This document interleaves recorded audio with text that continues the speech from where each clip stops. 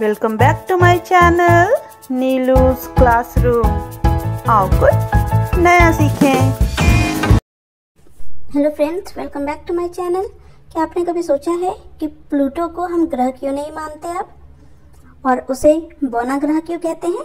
तो चलिए जानते हैं। बड़े होने पर हमें विज्ञान की कक्षा में बताया गया कि सौरमंडल में 9 ग्रह हैं।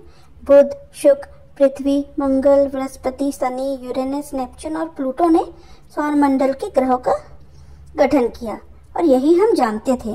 वास्तव में हमने ग्रहों के नाम याद रखने के लिए अलग अलग योग भी बनाए। बहुत लंबे समय से प्लूटो को हमारे सौरमंडल में वर्तमान में मौजूद सभी विशाल और बड़े ग्रहों में सबसे छोटा भाई माना जाता है। लेकिन अब सौरमंडल में केवल 8 ग्रह हैं और प्लूटो को बौना ग्रह कहते हैं।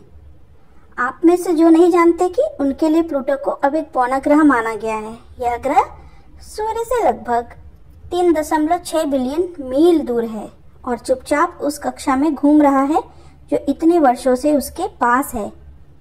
बेशक ये पूरी तरह से अकेला ग्रह है जहाँ कोई आगंतुक नहीं है और मनोरंजन के लिए भी कुछ नहीं है।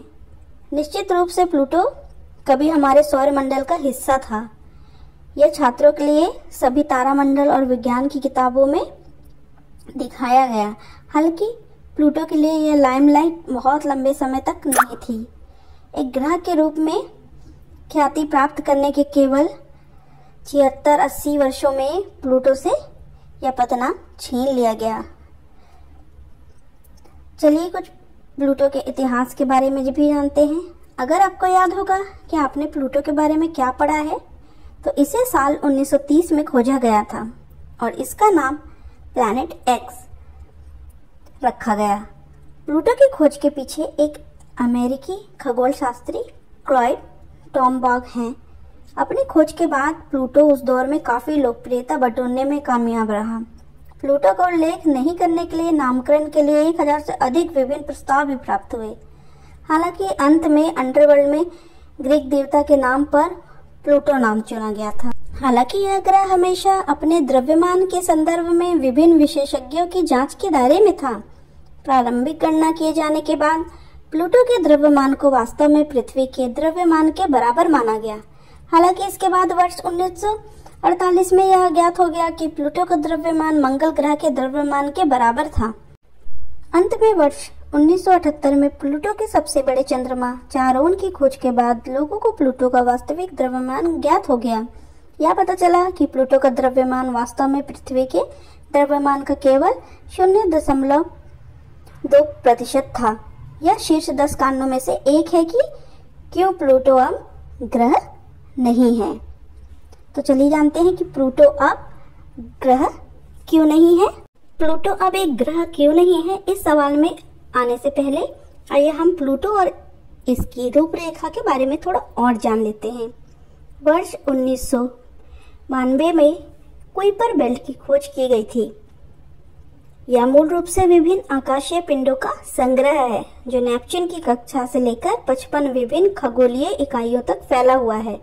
तो प्लूटो उस बेल्ट का एक हिस्सा था। इसके अलावा यह अनुमान लगाया गया था कि लगभग 70,000 अलग अलग बर्फीले पिंड हैं जिनकी संरचना प्लूटो की समान है। वास्तव में इन वस्तुओं का आकार प्लूटो के काफी करीब निकला।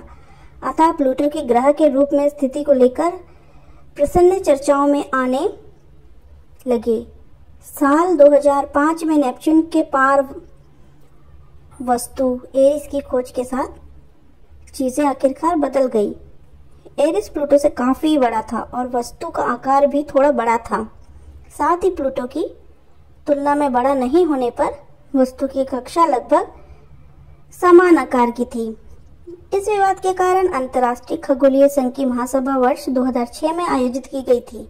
इस संघ ने कुछ खगोलीय पिंडों को एक विशेष ग्रह के रूप में वर्गीकृत करने की लिए जमीनी नियमों की स्थापना की। वस्तुओं को ग्रह मानने के लिए 3 शर्त रखी गई थी। सबसे पहले वस्तु को उस कक्षा में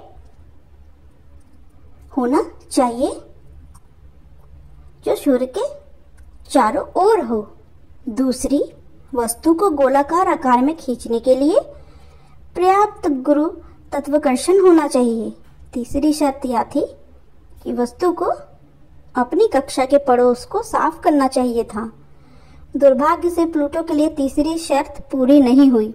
इस स्थिति का मूल रूप से मतलब था कि वस्तु को कक्षा में ठीक से और गुरुत्वाकर्षण रूप से प्रभावी होना चाहिए, या तो इसे रास्ते में आने वाली अन्य वस्तुओं को धक्का देना चाहिए या उपयोग करना चाहिए।